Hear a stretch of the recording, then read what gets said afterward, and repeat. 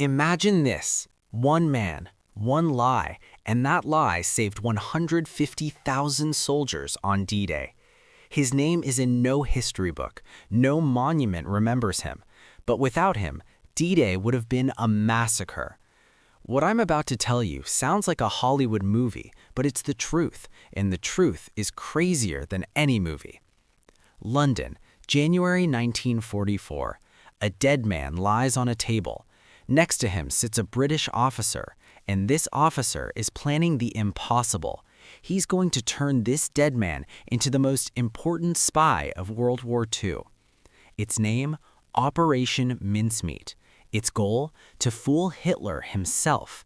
And it worked so perfectly that even today historians debate, was this genius or pure luck? The problem: D-Day is coming. It's early 1944. The Allies are planning the largest military operation in history, the invasion of Normandy, D-Day. But here's the problem. Hitler knows the invasion is coming. He just doesn't know where and when. And along the entire French coast, 50 German divisions are waiting. Over 500,000 soldiers, thousands of bunkers, minefields, barbed wire. The Germans call it the Atlantic Wall. If the Allies land in the wrong place, it will be a bloodbath. Churchill tells his generals, "We need deception. We need to make Hitler believe we're attacking somewhere else." But how do you deceive the most powerful dictator in the world? The crazy idea.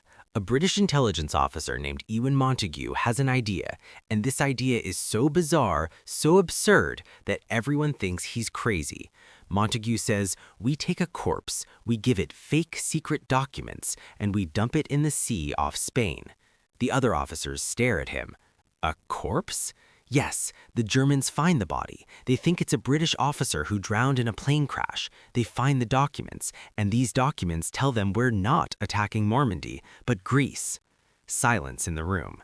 Then someone says, "That's the stupidest idea I've ever heard." Montagu smiles. That's exactly why it will work. The search for the perfect corpse. Now the macabre part begins. They need a corpse, but not just any corpse. They need a man who looks like a British officer, isn't too old, looks like he drowned. Montagu goes to London's mortuaries. He searches, day after day. He looks at dead men. He checks their faces, their hands. The staff think he's a psychopath. Finally, he finds him. Glyndor Michael, a homeless man, 34 years old, died from poisoning, no family. Nobody misses him. Perfect. The transformation. Now comes the genius part. Montagu transforms this corpse into a person, a complete identity. His new name, Major William Martin, Royal Marines. But it's not enough to just give him a name. No, they create an entire life for him. Listen to this. They give him fake letters from his fiancée, Pam, love letters. "I miss you so much, William. Come home soon." They put cinema tickets in his pocket from last weekend in London. They give him a bill from his tailor, unpaid, £18, 2 shillings. They put a photo of his fiancée in his wallet. It's actually a photo of an MI5 secretary, but nobody knows that. They give him an ID card, a key, even a note from his father. Do you understand what they're doing? They're creating a person who is so real that nobody can doubt it. But the most important thing, the secret documents. The fake documents. In his briefcase, 2 letters. Letter 1, from a British general to a general in North Africa. The letter mentions casually, "The operation in Greece is going as planned. We attack in July." Letter 2, another letter, more details about Greece. And then, very cleverly, a hint that Normandy is just a diversion, a deception. The letters are masterpieces. They sound real. They sound boring. They sound like actual military correspondence. And that's exactly what makes them credible. The drop. April 30th, 1943. A British submarine surfaces off the Spanish coast. The crew carries a waterproof container on deck.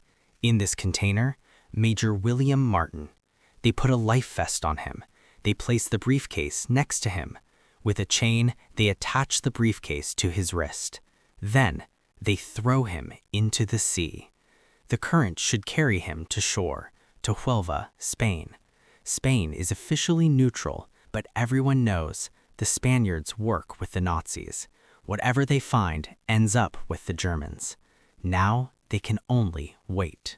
The discovery. 3 days later, a Spanish fisherman finds the body. He alerts the authorities. The Spanish police arrive. They see a British officer, drowned, a briefcase chained to his wrist. The Spaniards open the briefcase. They see the documents, and exactly as planned, they give copies to German intelligence. Hitler takes the bait. The documents land on Hitler's desk. His generals analyze them. Are they real? Hitler reads them, and he thinks. Greece makes sense. From Greece, the Allies can attack the Balkans. They can threaten Romania's oil fields. They can attack Italy from the south. And Normandy? That's too obvious. Everyone expects an attack in Normandy, so it's probably a trap. Hitler makes a decision. Move troops to Greece. Reinforce defenses in the Mediterranean. Normandy is a diversion. 15 German divisions are sent to Greece. 15 divisions. That's over 150,000 soldiers. Soldiers who are not in Normandy. D-Day, June 6, 1944. Early morning, the largest invasion in history begins. 150,000 Allied soldiers storm the beaches of Normandy. Yes, it's brutal. Yes, thousands die. Omaha Beach turns red with blood. But the Germans are surprised. They don't have enough troops. They don't have enough tanks. Because 15 divisions are standing in Greece, waiting for an invasion that never comes. Later, military historians say, without Operation Mincemeat, 20,000 to 30,000 more Allied soldiers could have died. A dead man saved 20,000 lives. The truth stays secret. After the war, nobody talks about it. Operation Mincemeat remains secret, top secret. Glyndor Michael, the real name of the dead man, is buried in Spain. His tombstone says William Martin. Only in 1953, 8 years after the war, does the operation become public. Ewen Montagu writes a book, The Man Who Never Was. The world is shocked. A real corpse? Fake letters? A fiancé who never existed? And it worked? Yes, it worked. The grave today. Today, Glyndor Michael lies in Huelva, Spain. His tombstone was changed. Now it bears his real name. But forever he'll also be known as Major William Martin, the man who never was. The greatest spy of World War II. The genius psychology behind it. Why did it work so well? Because the Germans wanted it to be real. They wanted an advantage. They wanted secret information. And when they found this information, they believed it. This is confirmation bias. The Nazis saw what they wanted to see, and the Allies knew that. They played with human psychology. The genius of Operation Mincemeat wasn't the corpse, not the documents. It was understanding how people think, how they decide. The details that made the operation so perfect. You know what made the operation so perfect? The small details, the love letters, the cinema tickets, the unpaid bill. A German agent examined the body. He saw the personal items, and he thought, nobody would go to this much trouble for a fake. But that's exactly what the British did. They put in more effort than anyone would expect. What we can learn from this. This story shows something fascinating. Sometimes you don't win a war with weapons, but with an idea. A crazy, genius, absurd idea. A dead man, false letters, and a dictator who swallows the bait. 150,000 soldiers land in Normandy. 15 divisions wait in Greece. One corpse changes the course of history. Conclusion. The moral. So what do we learn? First, the greatest heroes are often the ones nobody talks about. Glyndor Michael, a homeless man. Nobody missed him, but he saved tens of thousands of lives without knowing it. Second, sometimes the best weapon isn't a weapon, it's a good story. The British didn't win with tanks, they won with imagination. And third, details matter. The British could have just thrown documents into the sea, but no, they created an entire person with hopes, dreams, a fiancée.